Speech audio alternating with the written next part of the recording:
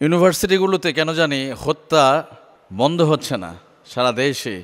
University যেখানে পড়াশোনার কথা, সেখানে আজকে বিভিন্ন সময় আমরা ভার্সিটিগুলো ছাত্রদের মাঝে কেন জানি মানে এই হত্যা মারামারিটা আমরা দেখছি। কোনো হত্যাই কাম্য নয়। মানুষ বা একটা কথা, আমাদের আমাদের পরিচয় আমরা মানুষ। মানুষ সে যেই গ্রুপের হোক না কেন, কোনো মানুষকে নির্মমভাবে মেরে ফেলা ইসলাম এটা শেখায় না।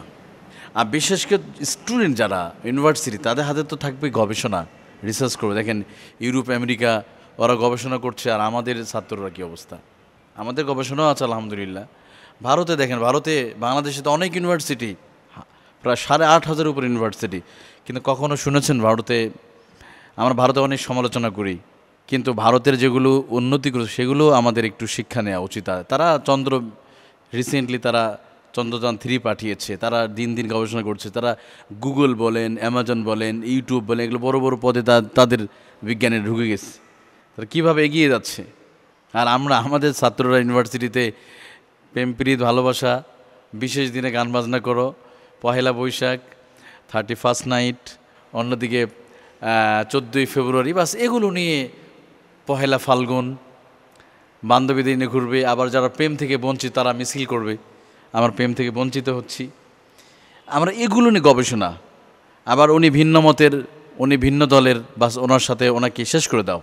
এর আগে আবরার ফাহাদকে কীভাবে নির্মমভাবে হত্যা করানো হয়েছিল। কেন এগুলো হবে? এই জন্য দেখেন, এশিয়ার মধ্যে সেরা 100টা ইউনিভার্সিটির মধ্যে বাংলাদেশের একটা ইউনিভার্সিটিও নাই। আমি মনে করি পুরা এশিয়ার ভিতরে ভারতের কোনো ইউনিভার্সিটিগুলোতে মারামারি হয় না, হলদখল নাই, মারামারি নাই, ছাত্ররা গবেষণা করতেছে। অথচ আল্লাহ দেখেন, যে কোনো একটা মানুষ, কেউ যদি কাউকে মেরে ফেলে, সে যেন সমস্ত মানুষকে মেরে ফেললো। কত বড় ভয়ঙ্কর অপরাধ। আপনি পারলে মসজিদ ভেঙে ফেলেন, মাদ্রাসা ভাঙেন, আরেকটা তৈরি করা যাবে, মসজিদ তৈরি করা যাবে, কিন্তু একটা মানুষ মরে গেলে তাকে আর ফিরে পাওয়া যাবে না, কোনো দিন ফিরে পাওয়া যাবে। এই জন্য আল্লাহ তাআলা কোরআনুল কারীম আল্লাহ বলছেন, মান ক্বাতালা নাফসান বিগাইরি নাফসিন আও ফাসাদিন ফিল আরদি ফাকান্নামা ক্বাতালান নাসা জামিআ ওমান আহইয়াহা ফাকান্নামা আহইয়ান নাসা জামিআ। আল্লাহ রাব্বুল আলামিন কোরআনুল কারীমে আল্লাহ বলেন, যদি কেউ কোনো মানুষের জীবন বাঁচায়, যদি কোনো মানুষকে যদি রক্ষা করে, জীবন বাঁচায়, তাহলে সে যেন তামাম পৃথিবীর ওমান আহইয়াহা, সে যেন গোটা পৃথিবীর মানুষের জীবন বাঁচিয়ে দিল। আর যদি কেউ ওমান ক্বাতালা নাফসাম বিগাইরি নাফসিন ফাসাদিন ফিল আরদি ফাকান্নামা ক্বাতালান নাসা জামিআ, আর কেউ যদি কোনো মানুষকে মেরে ফেলে, সে যেন গোটা পৃথিবীর মানুষদেরকে যেন সে মেরে ফেললো।